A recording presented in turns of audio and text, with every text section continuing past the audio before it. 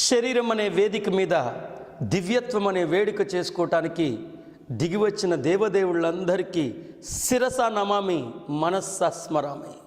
నా శిరస్సు వంచి మీ పాదాల దగ్గర ఉంచి ఇవాల్టి ఈ ఆధ్యాత్మిక జ్ఞానోపాసనకి స్వాగతం, సుస్వాగతం. ప్రాతస్మరణీయమైన అంశాలు ఉంటాయి, కొన్ని నిత్యపారాయణం చేసే అంశాలు మరికొన్ని ఉంటాయి. నేను చెప్పే అంశము ప్రాతస్మరణీయము, నిత్యపారాయణం.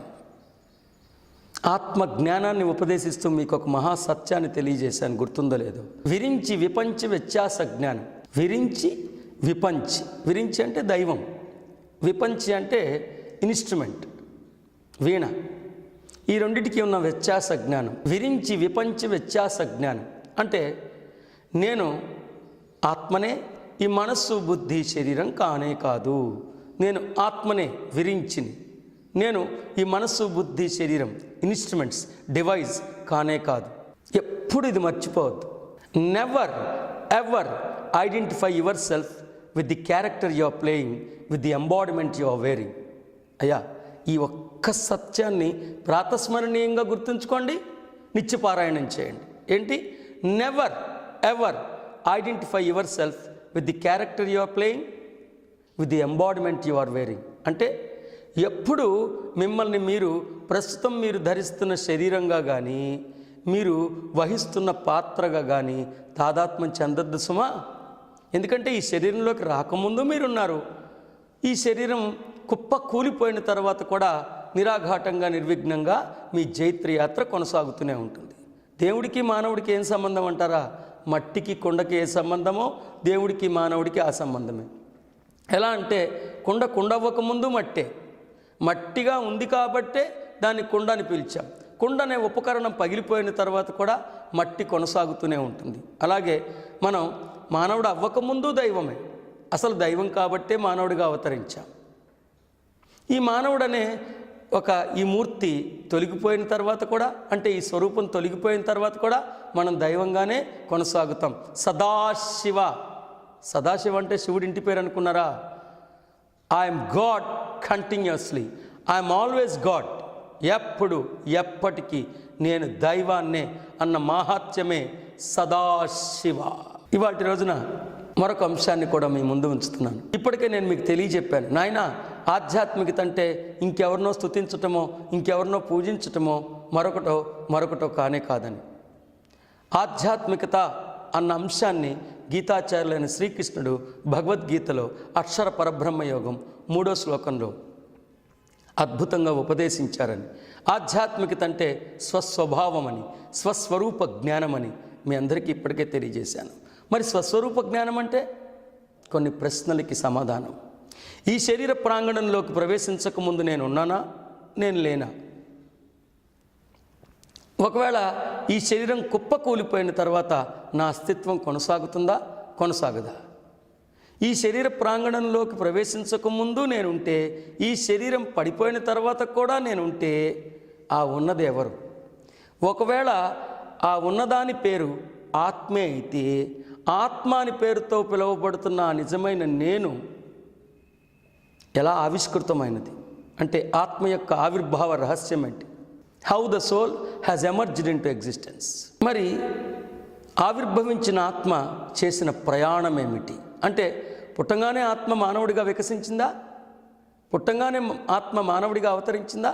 లేక మానవుడిగా అవతరించకముందు మధ్యలో ఏవైనా స్థితుల్ని అనుభూతి చెందిందా?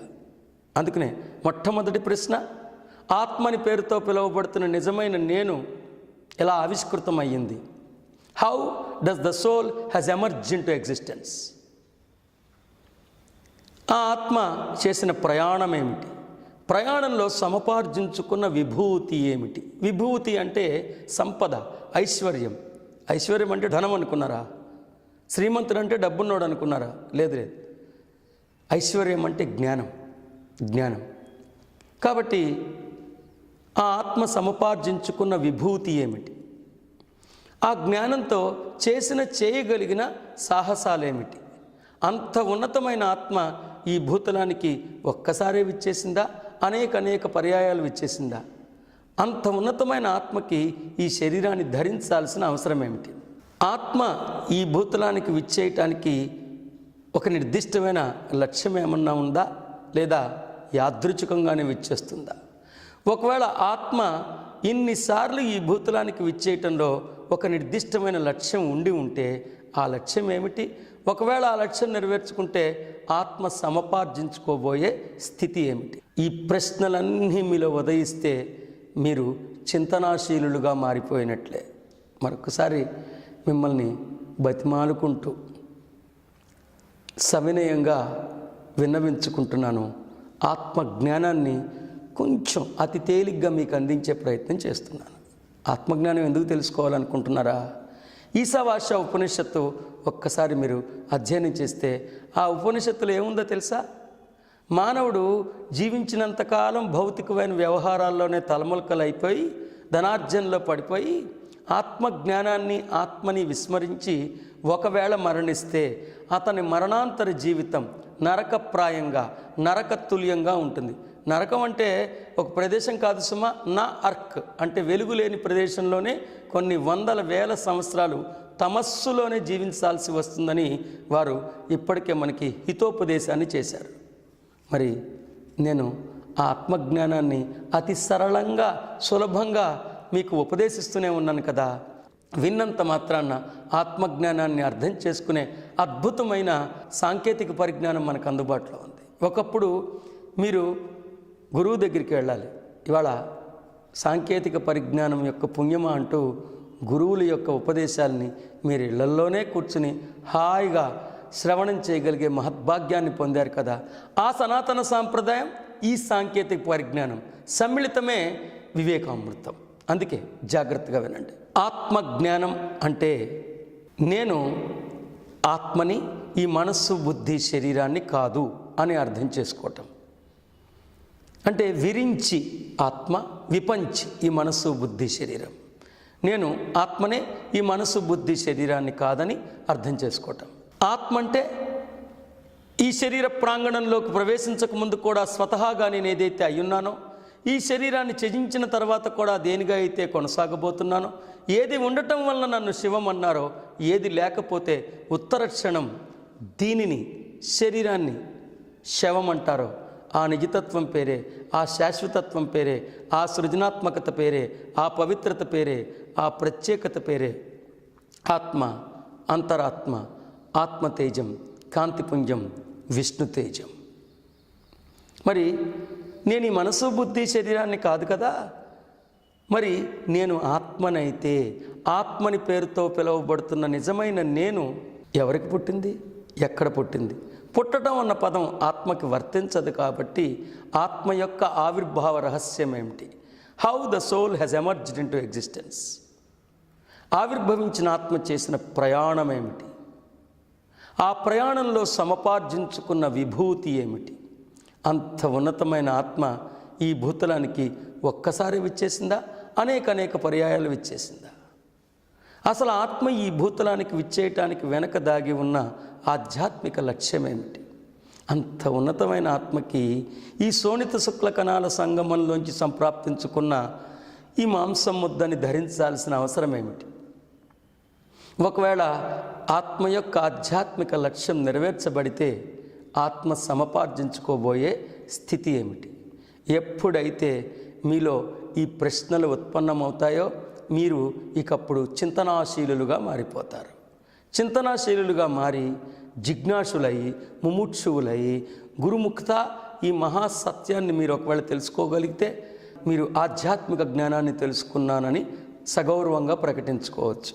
ఆధ్యాత్మిక జ్ఞానం అంటే స్వస్వరూప జ్ఞానం. ఈ ప్రశ్నలకి సమాధానం మీరు అర్థం చేసుకోగలిగితే, ఆ జ్ఞానాన్ని సంప్రాప్తించుకోగలిగితే ఇది మాంసపిండంగా ఉండదు, ఇక మంత్రపిండంగా మారిపోతుంది. మాంసపిండం నుంచి మంత్రపిండంగా మార్చుకుంటారు కదూ. అందుకే నేను ఎన్నిసార్లు మీకు కలిసినా చెప్తూనే ఉంటాను. దేహం నుంచి దేవుడిగా, చిత్తం నుండి చైతన్యంగా, పదార్థం నుండి పరమాత్మగా, పశుత్వం నుండి పశుపతిగా, ఇంద్రియలోలుడు నుండి జితేంద్రియుడిగా, త్రిపుటి స్థాయి నుండి బహుముఖ కోణంలోంచి సత్యాన్ని దర్శించే ప్రాజ్ఞుడిగా, అందరిలా జీవిస్తున్న మానవుడిని అందరిలో ఉన్నవాడిగా జీవించగలిగే సత్తా, సమర్థత, సామర్థ్యం కేవలం జ్ఞానానికి మాత్రమే వర్తిస్తుంది. సుభిక్షమైన సుజ్ఞానం ద్వారా మనం ఉన్న చైతన్య స్థితి నుండి ఉన్నతమైన చైతన్య స్థితికి ఎదుగు తీరదాం. అది కేవలం జ్ఞానానికే వర్తిస్తుంది, జ్ఞానానికే వర్తిస్తుంది, జ్ఞానానికే వర్తిస్తుంది. అందుకే మరి ఆ సనాతన సాంప్రదాయం ప్రజ్ఞానం బ్రహ్మ, జ్ఞానమే దైవం అని మానవులకి కొన్ని వేల సంవత్సరాల క్రితమే ఉపదేశించింది. మరొకసారి కలుసుకున్నప్పుడు మరింత అద్భుతమైన జ్ఞానాన్ని ఖచ్చితంగా మీకు అందించి తీరుతాను. మానవుడు ఊహకు కూడా ఊహించుకోలేని, మానవ మేధస్సుకి అంతు చిక్కకుండా ఉన్న అత్యంత నిగూఢమైన జ్ఞానాన్ని మీకు అందించి తీరుతాను. స్వస్తి.